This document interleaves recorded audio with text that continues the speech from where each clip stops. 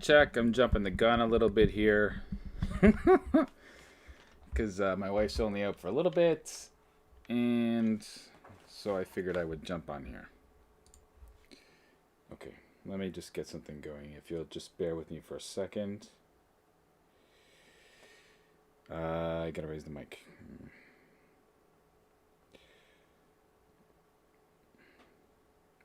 How's everybody doing today? Morning, good evening, good afternoon, whoever you are, wherever you are. I hope that you're keeping well and staying sane in these relatively insane times.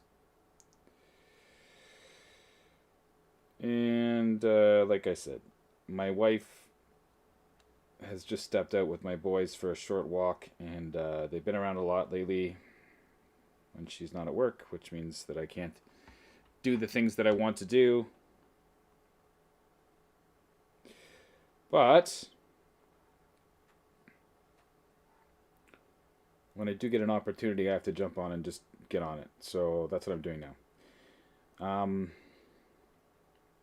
Okay, let me just get this posted on Facebook. Not that it matters, because nobody's listening to me anyways. Apparently. All the crazy talk that I get involved in, this is just my notes. You don't need to see that. That's boring. I don't need to see it either. I don't follow them. I just kind of get out here and I get so excited I talk off the top of my head. So I suppose that's what I'm going to do. I did want to go through a couple clips, and maybe I'll just get those going now so that you can enjoy something that I found to be fascinating. Okay, this guy is, it says, Michael Beller, Principal Counsel, PBS, Public Broadcasting System. When I'm trying to say what I believe is actually happening right now, and that even though there is a virus, and it's a nasty one, and if people get it, if they're especially vulnerable, especially if they're deficient in vitamin C and they have low vitamin D and they have low zinc in their system and all the kind of things that normally protect you naturally from a cold, if you don't have that, you can succumb to it. Okay. Nothing has changed this year that makes that equation any different. It is still the same equation because it is still the same situation.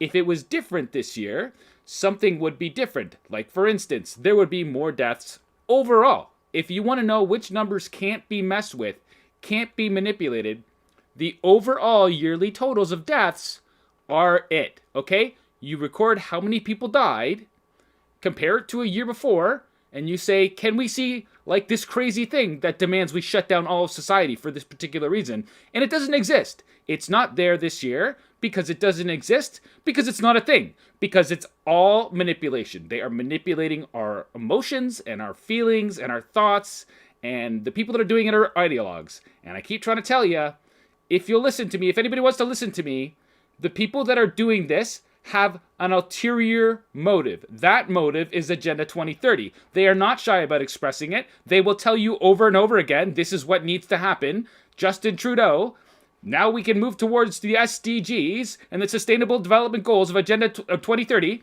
You can go to the Canadian website. I'm a Canadian, so you can go to the... okay, you can go, just type Agenda 2030, Canada SDGs. They're going to tell you exactly what they're doing. They're going to tell you why they're doing it. The only information that's not there is, how do we get this done? How is it supposed to happen?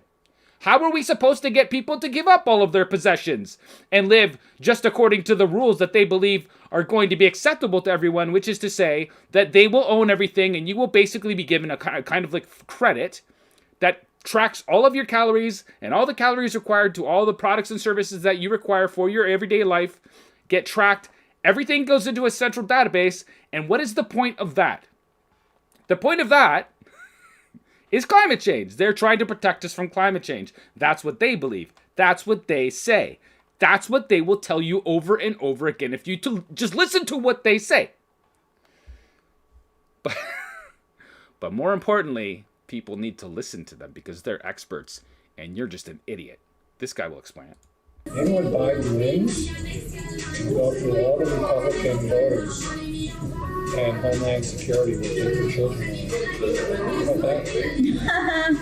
And we'll put them into re-education camps. Amen. In these times, which are unique, Trump is close to Hitler. What are we going to do if we don't like it? Go to the White House and throw Molotov cocktails. I promote incitement of violence in my spare time when I think nobody's looking. But when it's happening for the other side, they're trying to destroy democracy. What a load of shit. What a load of shit.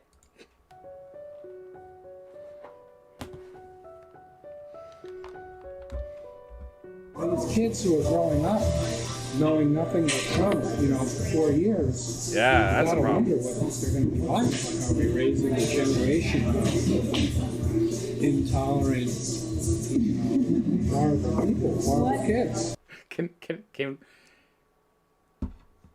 Why is he saying that when he is being totally intolerant and totally horrible when he thinks no one is looking? This is a guy who is principal counsel for the public broadcasting system. Do you want to know what an ideologue looks like? That's the guy. That's what they look like. That's what him and all of his friends look like and sound like when you're not in the room. See, when you're in the room, they'll tell you, we need to have more equality, and the biggest problem facing the world is that there's not enough equality, and the white supremacy, and blah, blah, blah, blah. All they want to do is convince you to do what they want you to do. And they're not asking you what you think anymore. They're not asking regular people what they think anymore. This is the mindset of a person who is so convicted in their beliefs that they don't give a shit what you think. And if you don't think like them, it's because you're an idiot. Am I an idiot because I think this guy's he's out of his mind? What? I don't know. Let's compare the facts. What is it that I'm trying to do to you right now? How am I trying to control your life and manage your perceptions? I'm just saying this guy thinks it's fully fucking fine, and I'm telling you what I think right to your face. I'm being honest about what I think. Here's what I think.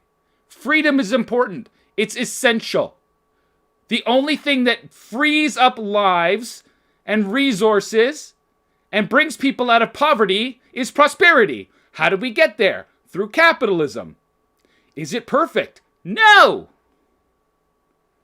Are we getting better every single year? Yes! Can we still talk about it? I'm willing to talk to this guy. If this guy wants to talk to me, let's talk, dude. Let's talk about the fact that you think I'm an asshole and I don't have the ability to think like you and all of your buddies at the UN. You think this guy doesn't agree with what the UN's saying 1,000%?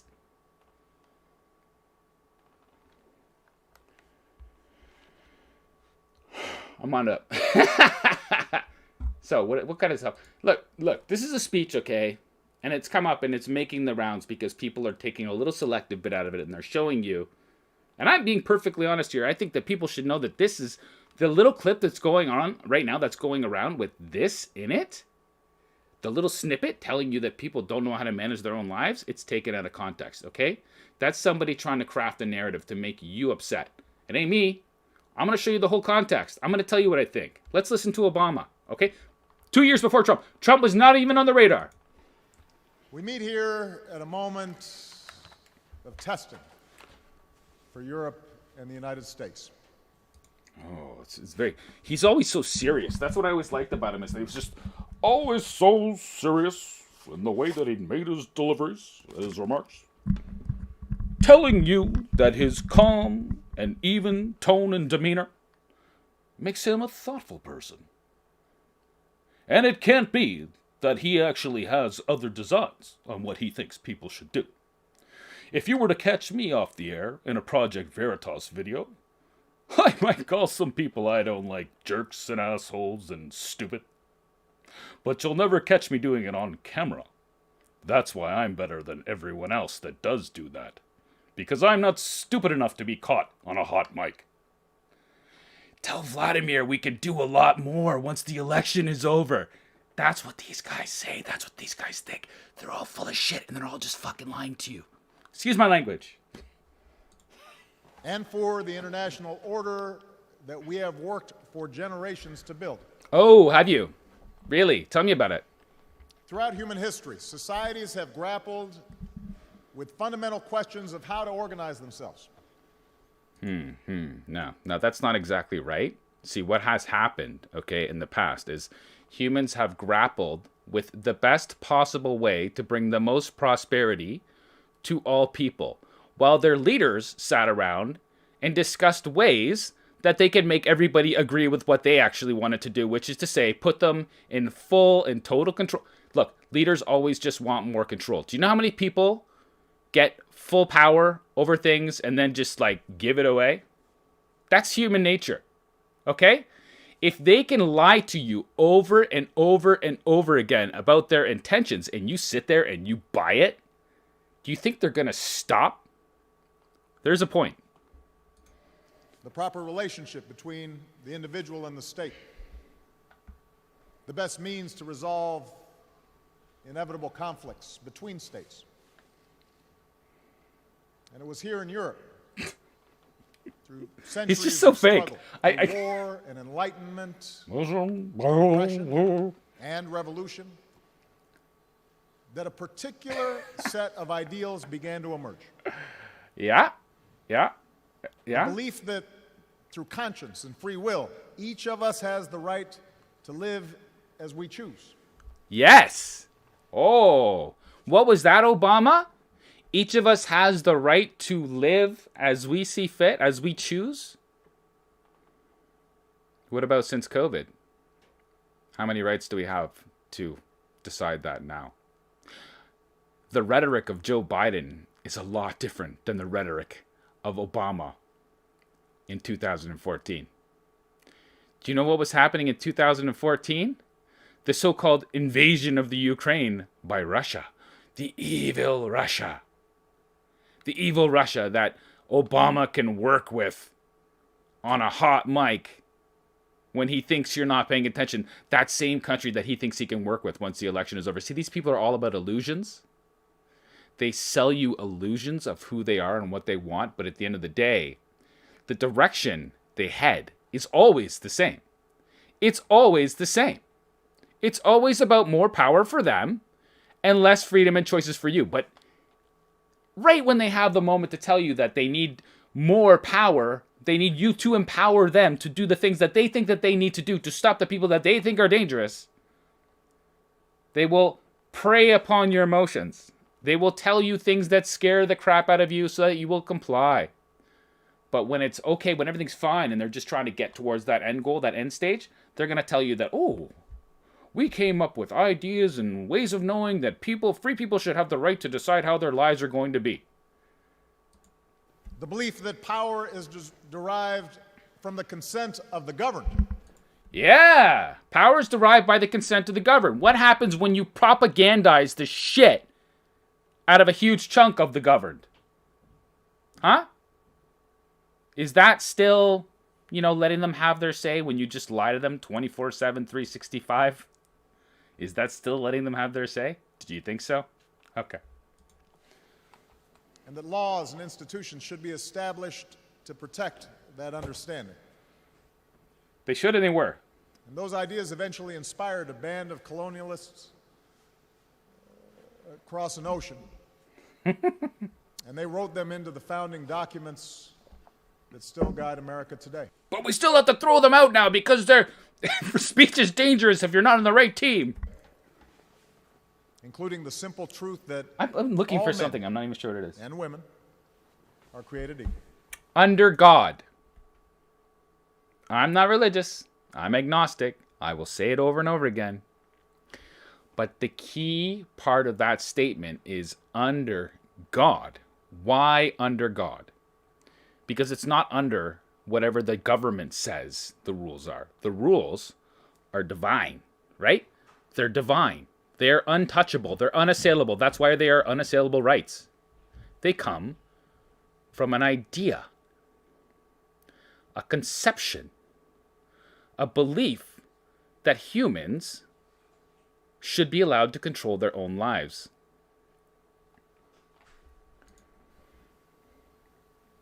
But those ideals have also been tested here in Europe. It's so funny to listen to these speeches when we're in the situation we're in right now. And around the world. Those ideals have often been threatened by an older, Here we go. more traditional view of power. And this is the clip. This is the clip that's making the rounds right now. An older, more traditional view of power.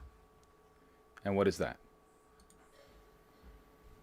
This alternative vision argues that ordinary men and women are too small-minded to govern their own affairs. Sound familiar? That order and progress can only come when individuals surrender their rights to an all-powerful sovereign. Sound familiar? Often, this alternative vision roots itself in the notion that by virtue of race or faith or ethnicity, some are inherently superior to others. Yeah, only to like dumb people. If you believe that, you're a moron. Okay? If you believe that race or color has anything to do with your ability to be a rational, thoughtful, capable human being and a good moral person, you're an idiot. You're an idiot. Go somewhere else. I don't want you. I'm not talking to you. You're not smart enough to understand basic concepts. And that individual identity must be defined by us versus them. Or that national greatness must flow not by what people stand for, but what they are against. Anyway, I just want to look. It's also ridiculous. Look, this guy was a total charlatan. He was a total sophist. He would say a bunch of things, and at the end of the day, what did his record say? Almost the opposite. On his war record, on his calls for unity, while being totally divisive in his language and his rhetoric, and it's just like he was just like he was slick. He was a slick salesman. He was a slick salesman that appealed to a lot of people. And, having listened to him quite a bit and read a bunch of his stuff, he's just full of shit. Sorry. I don't think I'm better than him. I wouldn't say that in a million years. But I would say that he's full of shit. He's obviously full of shit. Especially since Trump got elected. And look, Trump might be full of shit too.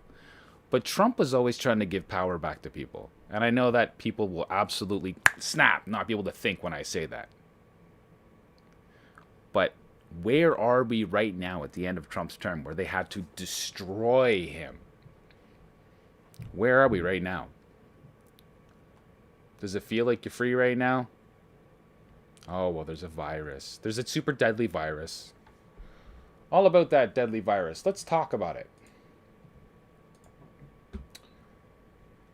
Pandemic severe, but not necessarily the big one. WHO. I've been meaning to talk about this since I saw it because it literally made me freak out when I saw it because it's so insane. So before you talk about NDTV, is that a reputable source? Let's just go check the bottom here where I can show it to you. I think this is out of like France or something. I don't know.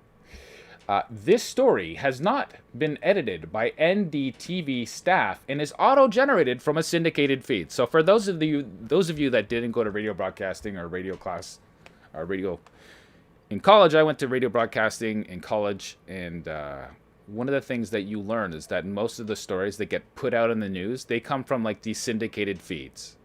They come from feeds like AP and things like that where people are freelance, and they put these stories out, and they write them up, and they just put them into this database, and people sometimes they take them out and they might rearrange a couple words or whatever, but mostly it's the same stuff, which is why people that talk about Project Mockingbird don't realize that really what happens is it goes out through a syndicated feed, and people pick it up, and if it sounds really good, if it's a really catchy headline, they just repeat it.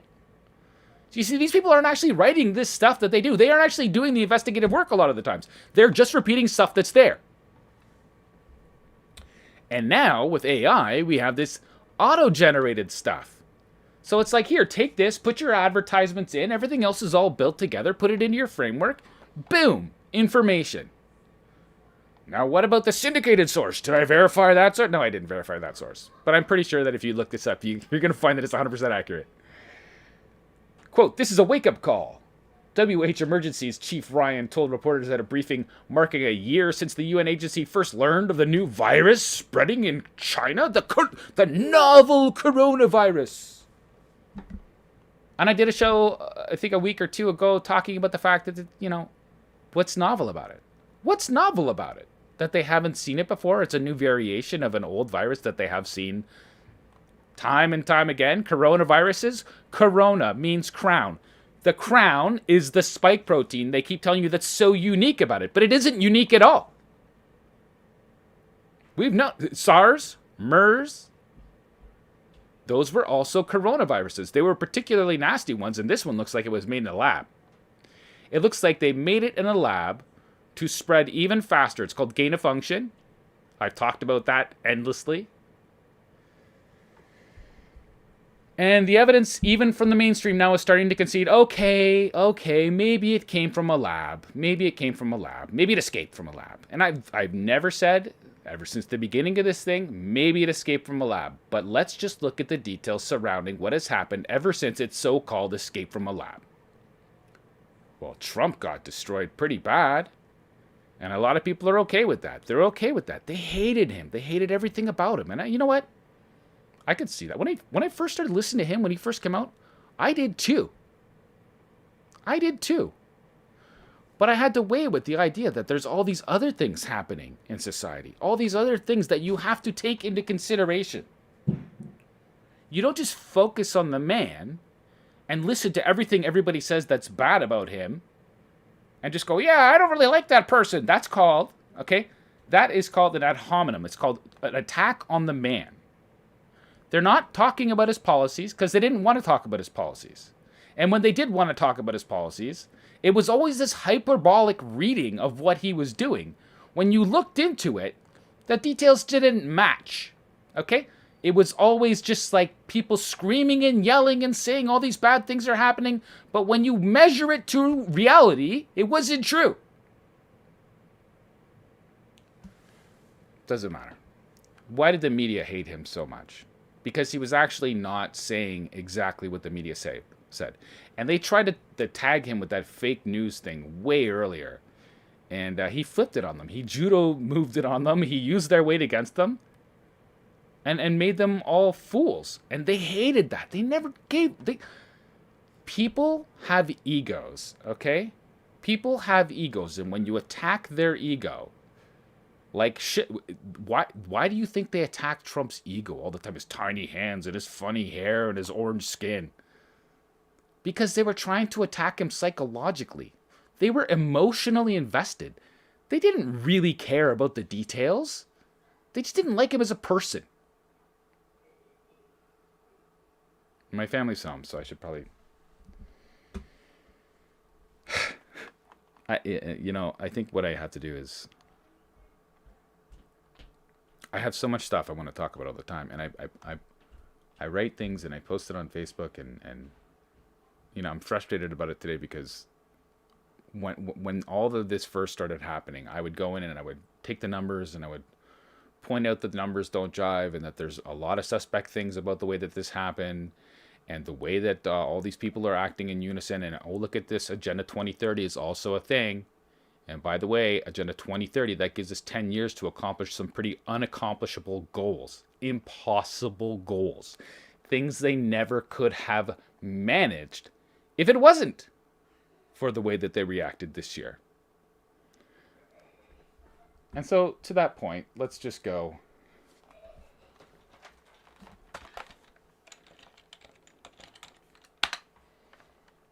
Let's just go to the old Twitter sphere. And we will look up. Look at my... I will admit, I am absolutely wrapped up in the... or I did get wrapped up in the stuff that happened there at the Capitol. I watched all that stuff live. It's not what they're telling you it is. At all. It wasn't a white supremacist coup. It's so stupid. It's so stupid. They're manipulating your emotions against you. So, here's Karita Gould from our very own city, Member of Parliament, Minister of International Development. We are part of a global community, and our health at home depends on the health of everyone, everywhere. When we find successful medical solutions, we must ensure that is a win for all. Oh, look at that, vaccines. She thinks vaccines are really important. I wonder why. I don't agree with her, but that's my opinion, and I can have it. But see, here's the thing, okay? I'm not making a suggestion that there's solutions for all people all over the planet all at once. I'm not saying that it is my ability to cure the health of everyone, everywhere. Because that's the ramblings of a maniac. Work at home. Blah. Oh man, it's all about just making you buy it. It's constant propagandizing, and it has nothing to do with coronavirus. It just doesn't. Okay, and I've gone to great length to explain why that's true. Because again, the novel coronavirus that came out, and the article, and I know I get lost. I talked about this earlier. I posted a video where I talk about like some Harvard review or something where they say, oh, isn't it wonderful that we already had this mRNA technology sitting around since 2004, and we already isolated the spike protein. You know, the novel coronavirus spike protein. And that's why they already knew how to make the vaccination, and they had it going within a week. Within a week, they had it going. That's how they started the trial so early. Because it wasn't novel at all. It was a novel excuse. It was a novel presentation to the general public. But there was nothing novel about it. They even say it in medical journals from people at the highest level talking about, hey, we really wanted to do this mRNA technology anyway, and now we have the funds that we needed in order to build the infrastructure. We can do it. Yay!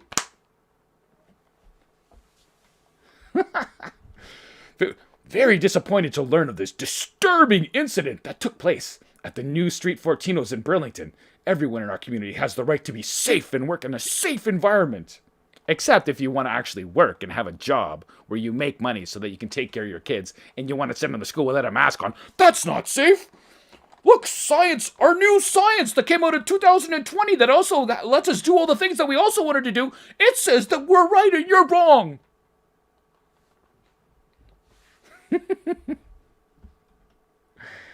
I am sorry that the employees at Fortino's had to deal with this behavior. They are essential workers who are doing their part to keep us safe. We all have a responsibility to do ours to keep them safe. Wear a mask, respect social distancing, stay at home as much as possible. Oh yeah. True believer right there. That is our member in Parliament. Distressing situation. Several anti-mask protesters and the mandatory mask laws are now in effect around the world and have led to a backlash. Notice how many times they convince you that this has to be global. It has to be around the world. Obama telling you, oh, the world, we knew that we had these great ideas and that regular people should be able to make their own decisions. Oh, there's a cold. Everybody be afraid now.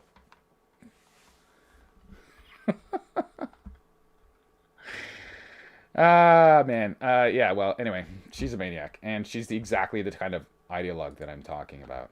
Exactly the kind. So go back to this. Pandemic severe, but not necessarily the big one, WHO. This is a wake-up call. So there's a reason that I want to tell you about this article. Because he's going to tell you it's not even that dangerous. Don't take it from me. Don't take it from me. Silly little conspiracy theorist Andy or whatever you want to call me. I don't care. But present me with the evidence. Show me that I'm wrong. Geneva, Switzerland. The novel coronavirus has has had a devastating impact around the globe. But the World Health Organization warned Monday that worse pandemics could lie ahead, urging the world to get, quote, serious about preparedness. Oh, okay. It's had a devastating impact? No evidence for that. The only thing that's had a devastating impact is the measures that we've taken and all the insanity that has ensued and all the fear and all the crazy conditions that they put into hospitals and at workplaces and all the things that have taken place. And by the way, twice as many people are committing suicide as usual. But don't worry about that. Those are young, healthy people, and they make their own decisions, I guess.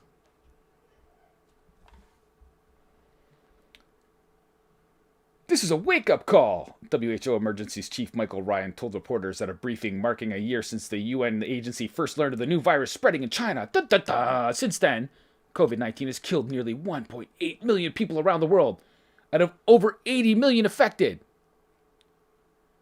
Every year, around 2 million people die from respiratory viruses every single year. What's different this year? Oh, nothing.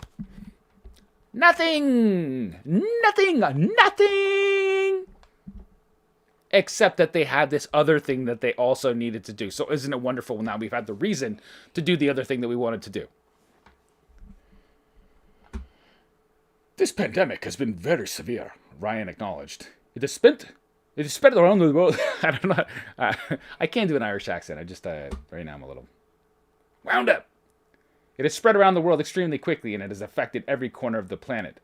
But this is not necessarily the big one. Not like Billy Gates said way back when he was parading around telling everybody, oh, this might be the big one. I've been telling everybody about a coronavirus, and well, I've also been making all the plans in the background, the contingency plans and the tracking apps and the vaccination technologies and the things that touch your blockchain to your vaccination technology and all the things that we're going to need in the future, like meatless future and all, like this guy was going around telling everybody how terrible it is. And oh yeah, this is going to have to change everything about our world. When 10 years ago he was on a TED stage telling us, oh, there's some factors that go into climate change and we need to do something about climate change, and how we're going to do something about the factors that go into climate change. Well, there's a lot of people, and there's also a lot of things that a lot of people use, and there's also it's so obvious that this is not about a virus that if you don't know, like, and since it's so obvious this is not about a virus, don't you think that all the stuff that they're telling us to do, social distancing, masking, don't see your family, just give up your business, doesn't that seem a little bit drastic? A little bit evil, actually? Like, if you actually have this other plan, but you can adapt the plausible deniability to say that, oh, well, we need to do all these things because of the super deadly virus that isn't super deadly. And, well, now we realize the virus really isn't that super deadly, but let's just stay the course because climate change.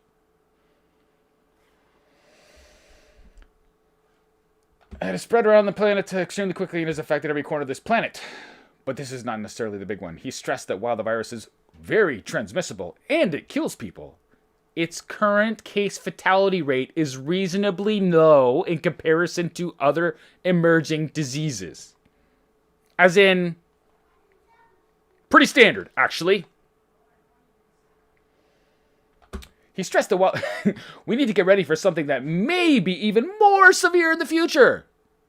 We were told this is like a once-in-a-century... This is the swine flu. This is the new swine flu.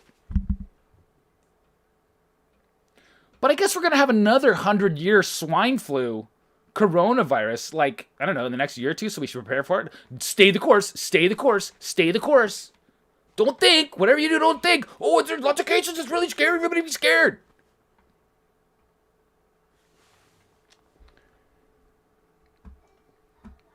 WHO Senior Advisor Bruce Aylward also cautioned that while the world has made huge scientific progress to address the coronavirus crisis, including developing vaccines at record speed, it remained far from prepared to ward off future pandemics.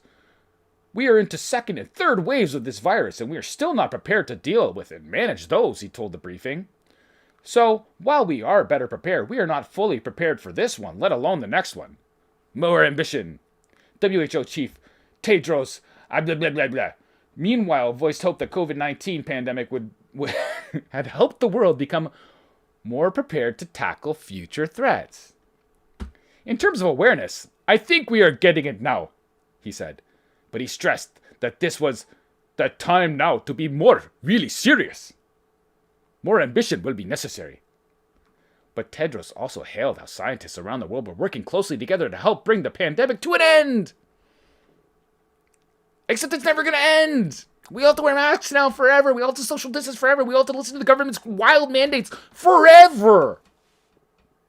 When is it going to stop? I don't know. Maybe a decade, maybe 2, maybe never. Maybe it's going to be like this for the rest of our lives. That seems sensible, reasonable. The case fatality rate is, it's comparable to other years, but we have to change everything now.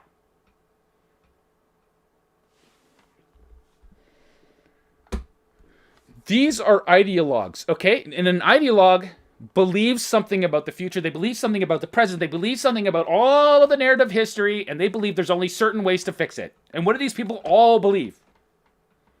Capitalism is the problem. We need more Marxism. They say it on the website. The World Economic Forum has a... just type Google World Economic Forum Marx. And it's going to say, hey, we need more Marx in the world. We need to do something about the inequality because that's really the dangerous thing. And what happens when everybody's willing to give up all their shit so that we can solve the inequality process or problem?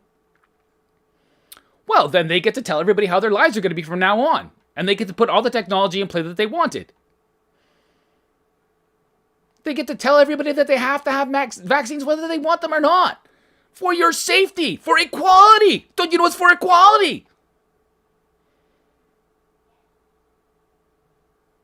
Who would not want equality?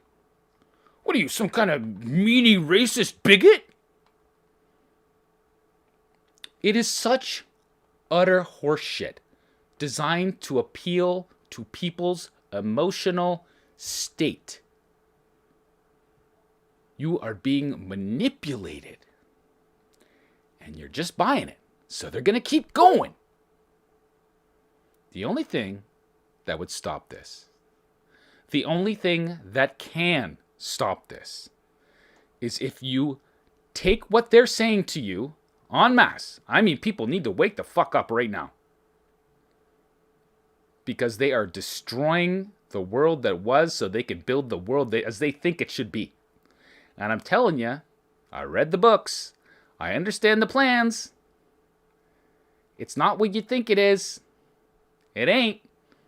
It's equality, but that means less for literally everyone. You will have less decisions over your everyday behaviors and lives and everything.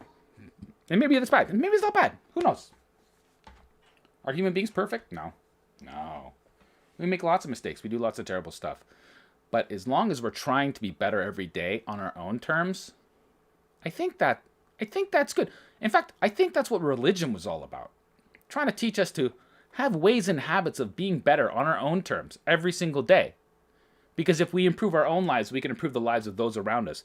If we are capable human beings who are responsible and have built up a life, and a way of acting around other people and a way of behaving, we can help other people when they need our help.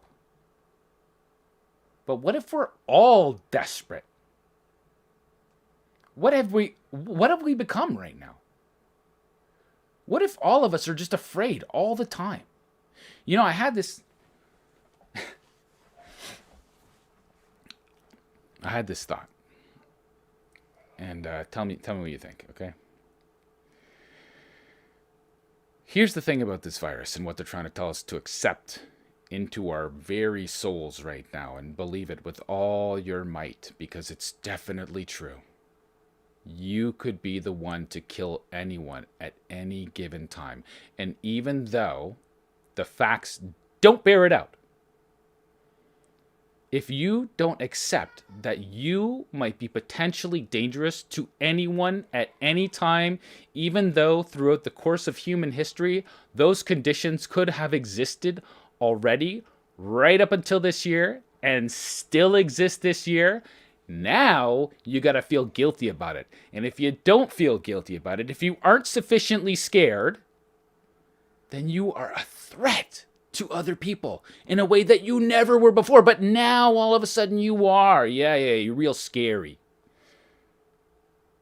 You're potentially the wick in the dynamite that's going to explode and just take out a whole room full of people with you. That's the messaging we're getting right now from the people in power. And it's just sick. It's sick to make people think that. It's sick to lie and hyperbolize when you have an alternate agenda, which they do. And that agenda is Agenda 2030. And I said I was going to come back on and do more about it. But they are lying. They are putting you in a freaking mental prison right now. And people are acting completely nuts about it. And why are they doing it? They're telling you it's because climate change. Okay, that's what they're telling you. They're telling you things, and they're even saying something as stupid as, oh, because climate change, that's why this pandemic is happening. So it's a good thing that we're doing all the things we can do right now because climate change, because then we can stop the pandemics. Hunger's a pandemic that's going to take out a lot of people. Okay? When people aren't able to actually build prosperity in their lives and they go hungry and they starve to death, that's going to be a real issue. Okay? That's going to be a real problem. It's actually happening already. And because it's going to get so desperate and out of control because the centers of production in countries like where we live, where it was formerly the free Western world, where we could actually engage in meaningful, productive work and pay taxes, and those taxes could get sent to other countries where they needed the money and the aid and the assistance. Well, guess what? That's all. If you're not making money, and a lot of people aren't, how do they tax you for it? Why do we pay taxes? Why do I pay taxes if it's not connected to anything anymore? The bank can just do whatever they want. They can just print as much money as they want. And so because they're printing as much money as they want to save us from coronavirus, what's going to happen? All of these countries are going to go bankrupt. They are. We're all going to go bankrupt at the same time.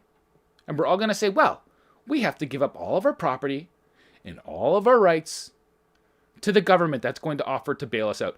How does a government get its money?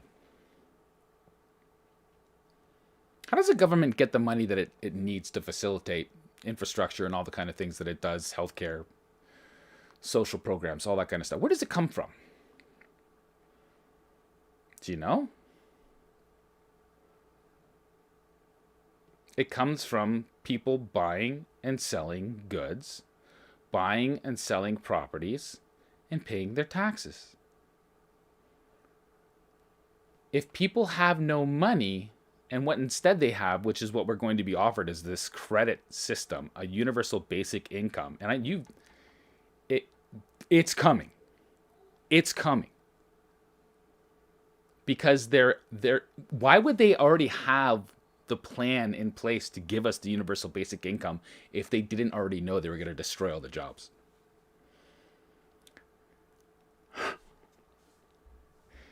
If they destroy all the jobs and they simply print the money and give the credits to people for the things that they need, including food and services and all that kind of stuff, how does that support a market economy anymore? It doesn't.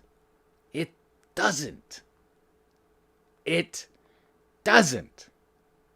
That's the communism. That's the communism part, okay? It's not.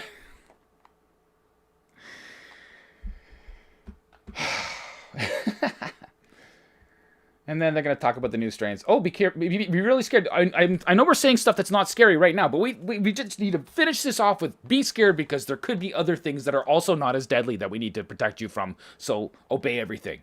that we say. Don't question the narrative. Whatever you do, don't think. Here's this other thing to be scared about. You almost started thinking there. Be afraid now.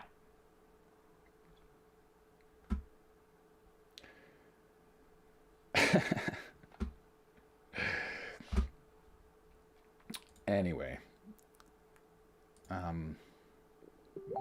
They're liars. They're liars, and they're not being honest about what they want to do. And so I will go back.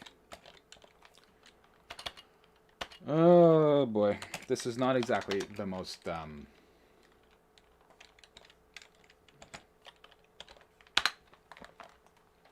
user-friendly setup that I have going on here, so that's why it's kind of funny. I have the keyboard sitting over there. Transforming our world. See, these things sound benign. They sound wonderful. Isn't it wonderful?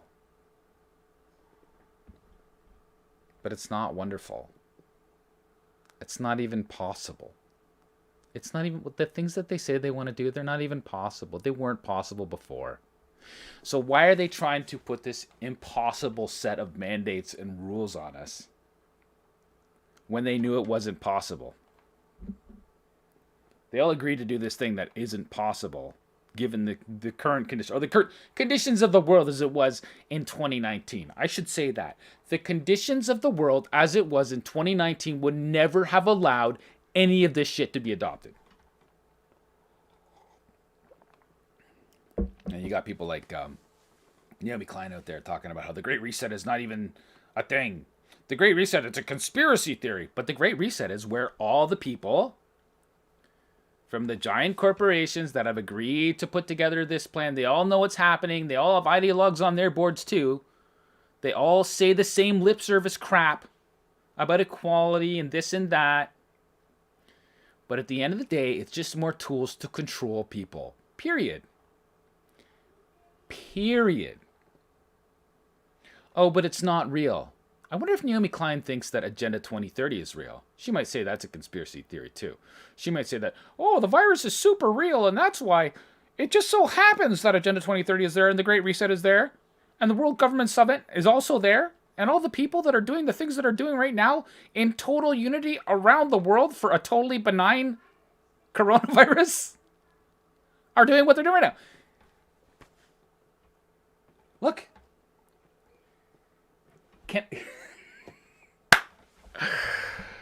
I don't know. I think that's it. I wasn't prepared to do this at all. I just jumped on here. I really do want to get through and but my family's home now. And you know, I've been trying to actually set some things down in an order that's more palatable so that people can understand where I'm coming from, and I'm not just jutting all over the place, going from thing to thing, hopping from topic to topic, and I'm not making these. It's easier when you write it, because when you write it, you can think about what you said again, and then you can go back and you can come to conclusions about it. And so I go on Facebook and I write these long things, trying to explain what I'm talking about, and nobody pays attention anyways. People don't even read it. Oh, jeez, that looks like a long thing. I'm not gonna read that. I don't have time for that. How are you going to understand it? There's no easy answers to what's happening right now. There is no easy answers. But it's totally obvious what's happening right now. But you gotta do some reading. You gotta do some legwork, some homework. You gotta actually spend some time trying to understand it, as opposed to being manic and jumping from thing to thing and staying in this highly charged emotional state like they want you to, so that they can do all the things that they want to do. That's what this is about. Why are our politicians, who are supposed to be the people that we elect to keep us grounded and, not safe? We don't elect politicians to keep us safe. We elect politicians to do the things that we want to do because they have a plan to do it. But are politicians right now doing the things that we want to do? I mean, not the petrified, scared of walking outside without a face taper on people. Those people seem beyond reason. They seem beyond rationality. They are obviously could you imagine? Oh my God, I gotta go outside now. I'm going to be in the same room with the virus. If I go to Fortino's, and there's people there that have the virus, and I'm not wearing my face mask, and they're not wearing my face mask, we're all going to die!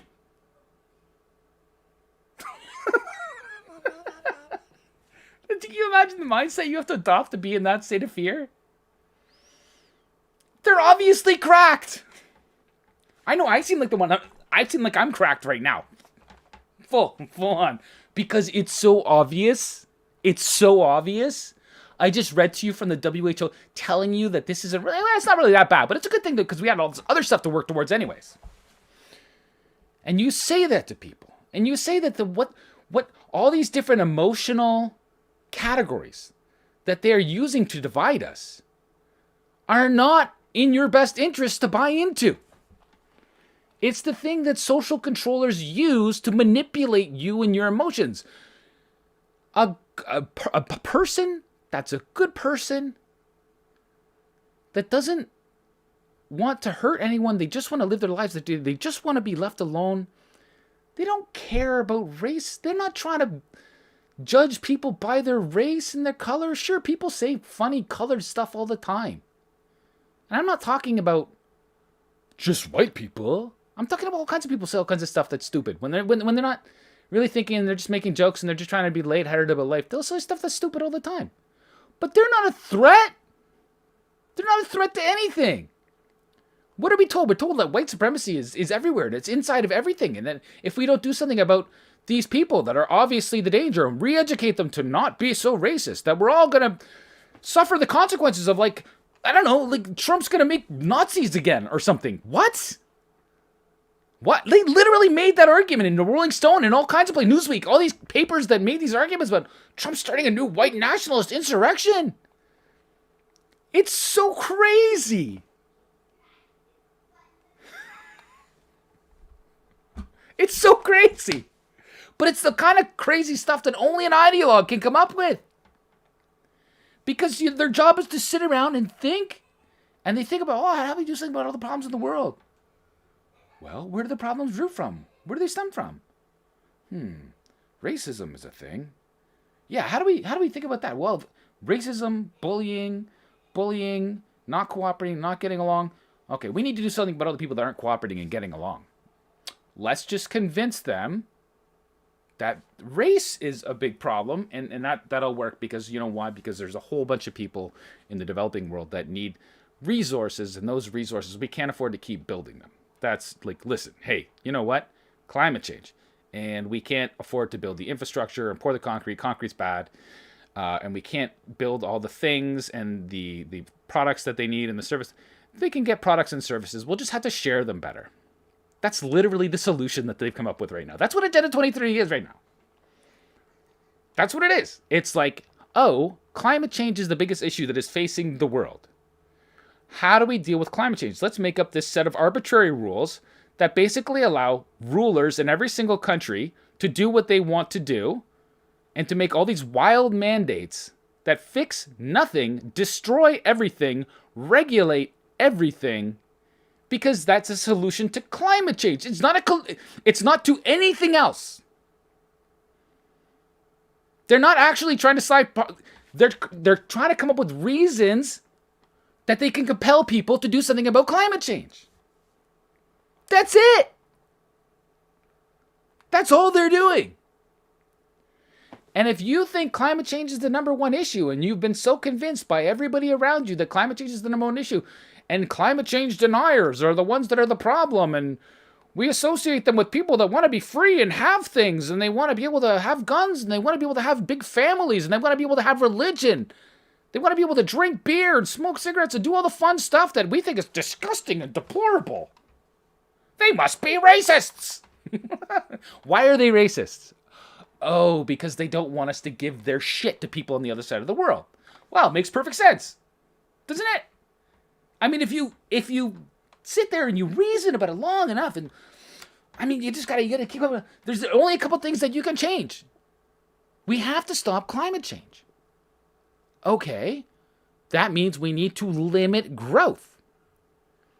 Well, if we limit growth, that means that we can't give that growth and that opportunity to people on the other side of the world, in the developing world. We can't do that because that's bad for the environment. So what do? What's the solution? Lock down everybody in the Western world, bring everybody from the developing world there, and split up their stuff. That's the only solution. And that's what they've come up with. Shocker!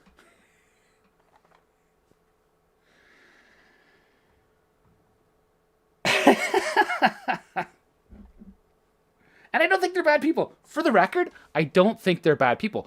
I think they're ideologues. I think that these are people that have bought into a way of thinking about the world and reality that can't read books that make alternate hypotheses about how things might actually work out and what brings prosperity. You see, if I have to start entertaining ideas that don't go along with the one that I make it my life's mission to work on, cognitive dissonance, yeah, that's going to be a problem for me. I've already come up with all these other solutions to things that I have decided are bad. So I can't really entertain that right now. Yeah, no. That's too difficult. Besides, all my friends are doing this thing, so I'm going to do it too.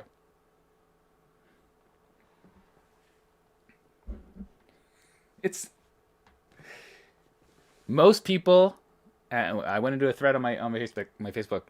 Most people are conformists, okay? They go along to get along. They don't want to stick their head out from a crowd. And isn't it funny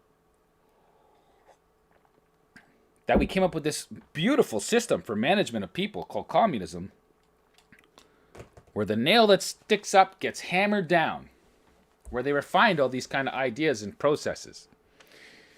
Now, I was having a conversation with a friend this morning about communism and where it came from and how those kind of ideas proliferated. And I've thought about it a lot because it's bad.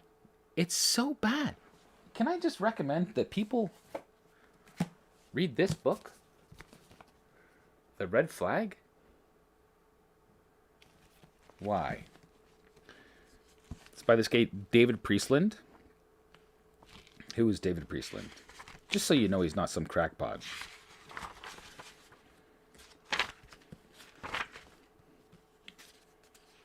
I'm sure there was an about the author.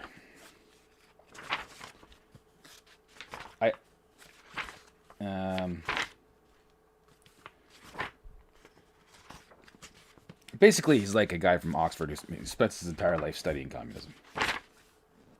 I'm sure it was communism. Let me just give you the first little bit. I read this a long time ago, in one of my earlier streams. Writing global history is a challenge, but I have benefited from the enormous amount of exciting new scholarship published in the last 20 years, much of it based on newly available archival sources. I am also extremely grateful to a number of friends and colleagues who have given me advice and helped me avoid errors. Bunch of people...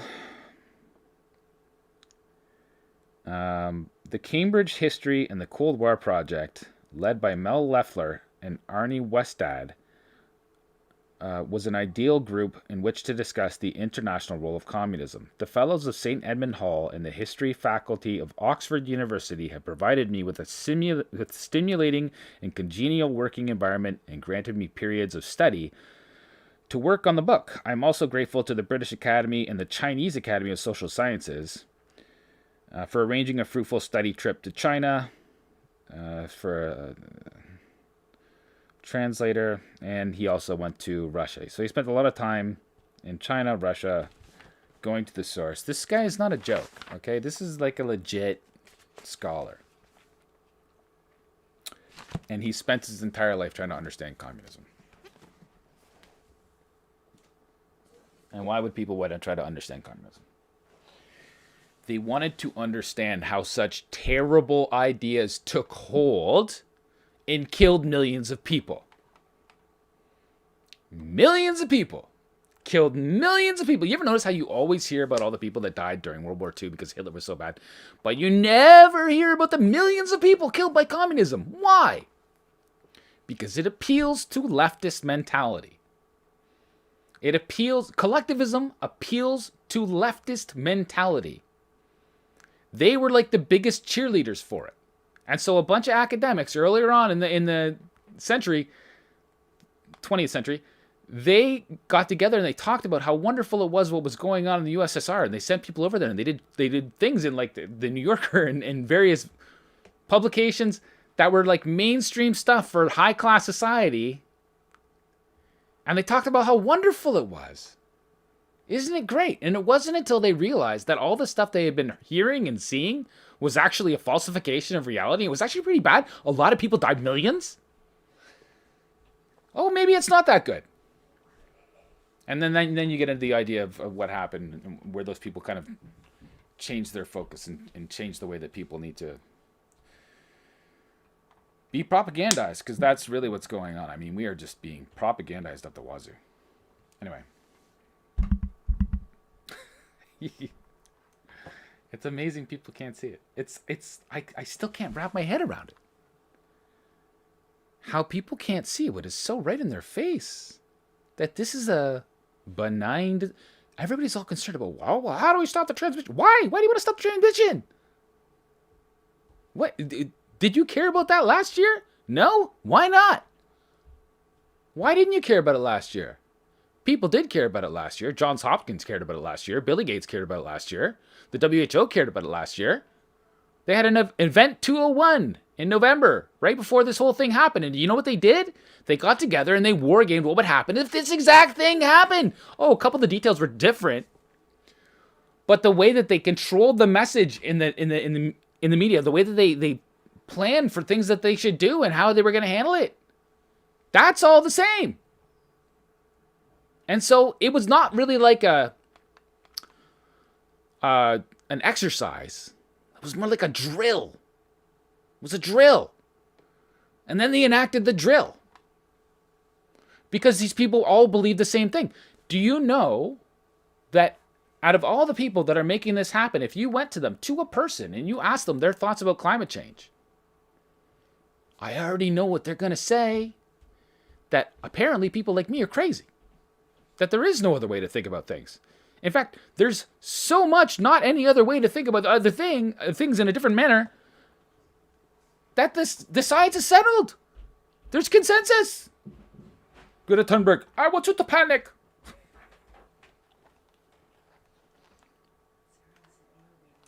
Pardon? Okay, I'll wrap it up. Okay.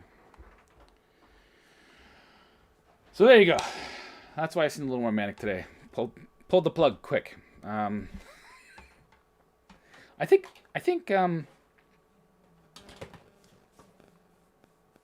what I have to do is I need to be doing this far more often.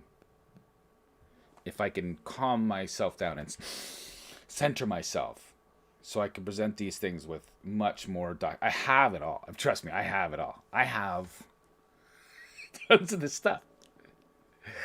Tons of the links, tons of ways that I can prove to you that what I'm saying is factually correct, and there is no dispute that what I'm saying is this year, this novel coronavirus isn't that novel at all.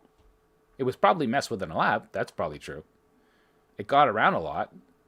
People did die. I'm not saying it doesn't exist. I'm not one of those.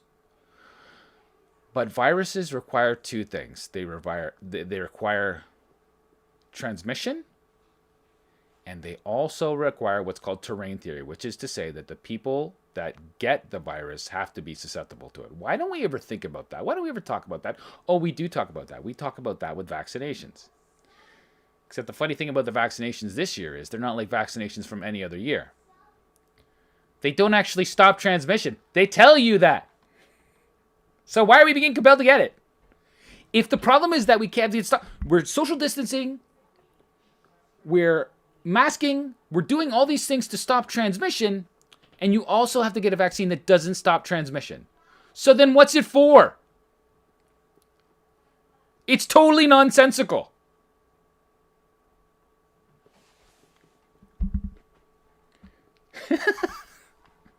All right. Take it easy, guys. I have to shut it down. I'm gonna... My God, people, wake up. Even if you believe climate change is an existential threat, and that's happy, I'd be happy to explore that side of it. Maybe I should. Maybe I should do that. Maybe I should point out that this alarmism is actually based on some good theories. But the number one theory is this, okay? And this is not... You know what? I'll play one more little thing for you, and then I'll... Because I did all this... I've been working on this other thing. And...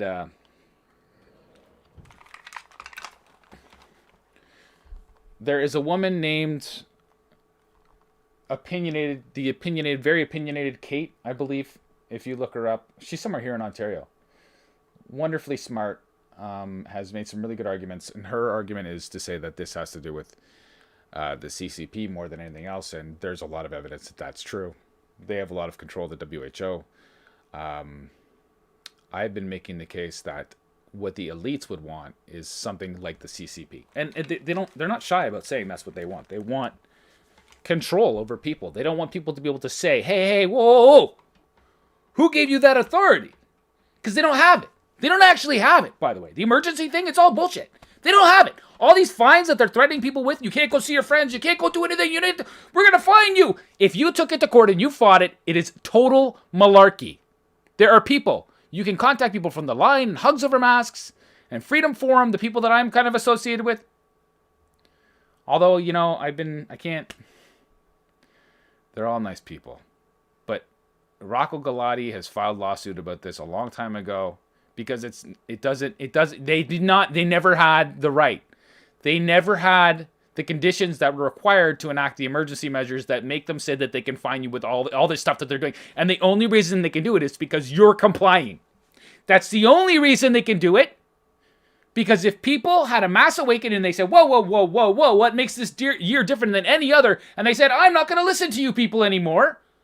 And they had to start going and giving out tickets, they would get thrown out. Like that. If they ever made it to court. Because it's not right. It's an obvious lie. This year, the CFR is no different than any other year. The overall mortality, no different than any other year. There is no more threat to younger people or middle-aged people. And they're telling you, on top of that, you have to get a vaccine that does not stop transmission, but you have to do all this other stuff that stops transmission. Because they're lying!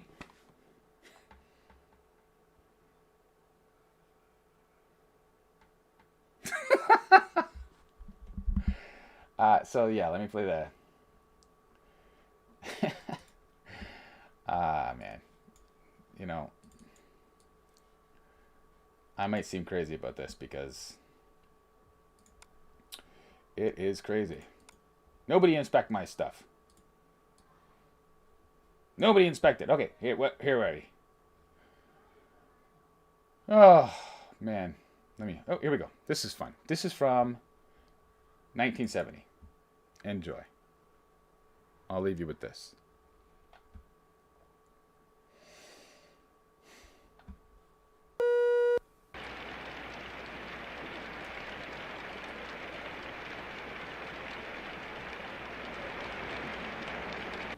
Good afternoon, ladies and gentlemen. Glad so many of you are aboard. We've got a big job ahead of us. I want to thank all those people who have helped and worked so hard in the Iowa State University Environmental Teach-In. But this, as you all must recognize, is just the beginning. We've got a long ways to go. I edited it myself. We're going to need all of your help. Big room. Let's get on with it and see what we have to do in the years ahead. We're very fortunate today to have Dr. Paul R. Ehrlich, population ecologist from Stanford University, to show the way for the future. Dr. Ehrlich is the author of The Population Bomb, which was instrumental in getting this whole thing started.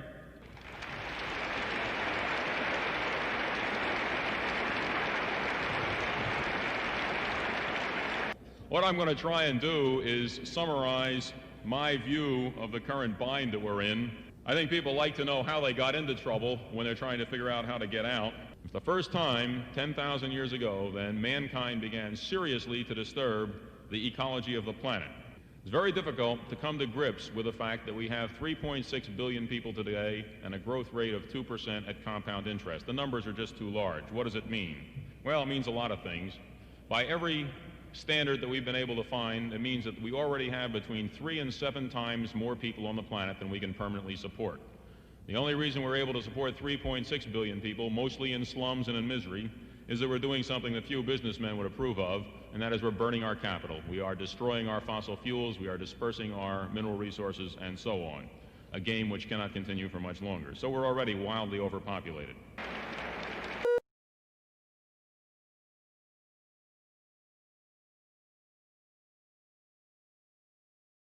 What do you think of that? I have tons of clips of guys like him saying stuff exactly like that. And you need to understand that... what am I doing here? You need to understand that guys like that are running this show. And that guy has been proven wrong about the stuff that he says over and over and over again. And Al Gore has been proven wrong over and over and over again. And the papers are proven wrong. And the journals are proven wrong over and over and over again. And so they get more and more frustrated. Why won't people listen to the scientists? Well, try being right about something. Maybe if you were actually a little more consistent and not just working at the behest of what seems like people who kind of set you up to make these arguments against free people.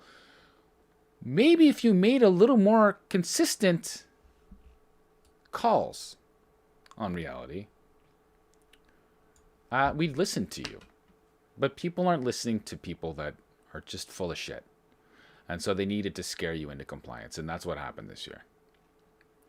And there's no shortage of stuff like that. And I that's my problem, is I need to really get it done. But I keep trying to absorb information every single day. Anyway, I've been getting the hook. And you guys take care. Much love. Question what these people are saying to you. Because they are not being honest and they are not being genuine. They'll tell you over and over again, oh, well, you know, we already did all this stuff and we're destroying all these businesses. And we really care about these people. But we're also doing this other thing that is totally impossible and is going to end a lot of lives and just take away a lot of freedoms and make a lot of demands and a lot of things very difficult for a lot of people. I just watched with my kids Ready Player One last night. That's kind of like, you know, without all the really cool video games, that lifestyle where they live in those stacks in Ohio, that's probably where we're going.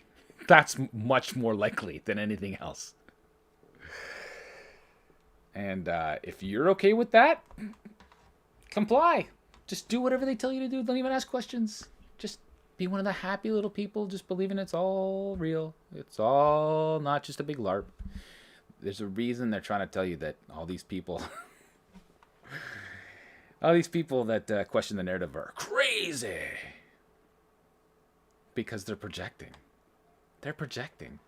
They know they're not right. And so they have to be desperate in order to make their point. They're very desperate. They're very tied into this narrative. Okay. Peace. Please just think for yourselves. Please. Don't believe anything I'm saying. Go out and find out for yourself. Question the narrative. Try to live a free life as you would have a year ago. Try to walk into a store, not afraid of things, and buy some things that you need and bring them home because you're free. You live in a free country. Try to do it without a mask. Try it. That's the future that you're asking for. They're saying in some cases this might be the new normal forever. It depends. How much are people willing to accept? That's what they're trying to gauge right now. How much will people accept it? And the nation burns. The world is burning right now. Not from climate change. From these wild ideologues imposing their will on formerly free people. And it hurts people. It's not true what they say. I mean, we should be more sensible and thoughtful. More thoughtful about the things that we do and say. And I often will go down to Lakeshore and drive or walk down Lakeshore, and I live not that far from an area where there's just these giant homes. And I look at these homes and I marvel, like, oh my God, why would you possibly need a home that big? And sure, there's reasons. There's times where you want to be able to have people over to your house and you want to have a big gathering, and maybe you're in business, and in that business you need to entertain large groups, who knows. But a lot of those people aren't doing that. And why do you need a home that obscene? I'm a reasonable person. My house is not that big. I try not to waste things. I try to teach my kids to recycle and respect the environment and all the things that a good parent should do. But I also teach them to be respectful of other people's opinions. And the lie is that it's somebody like me that is trying to gauge or control your opinion and your thoughts right now. It's not. I'm not trying to do that. I'm just saying, can we talk about this rationally? And will you just come out and admit that this has almost nothing to do with the pandemic and everything to do with climate change? And the minute they do that, then we can actually start having a discussion. You were really doing well at convincing people that the world was about to end with the Greta stuff, with the Extinction Rebellion stuff. You were doing a great job. There was a lot of people really buying that. Especially the people that you needed to buy it so that they would be involved in the plan to do what you're doing right now. Which is not about a virus. Just admit it. Unless you want to say human beings are the virus. Because that's really what a lot of these people think. That's what a guy like Paul Ehrlich thinks. And he's thought it since the 70s. And they've been working on this plan since the 70s. At least. If you knew the history of the UN. Global Tyranny Step by Step. I cannot recommend enough people read that book. Because these people have been saying the same thing about free people who have been the thorn in their side for a century. It's never been about what to do about climate change. It's been what do we do about the people. People are the threat. They want less people. Even though somebody like Jack Ma and Elon Musk can go on stage and talk about the fact that, well, they're actually wrong. We've hit this demographic cliff, and there's actually going to be less people. We're going to start seeing the population go down. And that can have its own set of problems. And what we're asking for is a debate. You take your best facts and put them on the table next to mine. Let's have a debate. But they're stopped debating. They don't want to hear what regular people think or have to say anymore. And they're not shy about saying it. You should not trust someone like that. If I'm telling you anything, don't trust me, but don't trust them.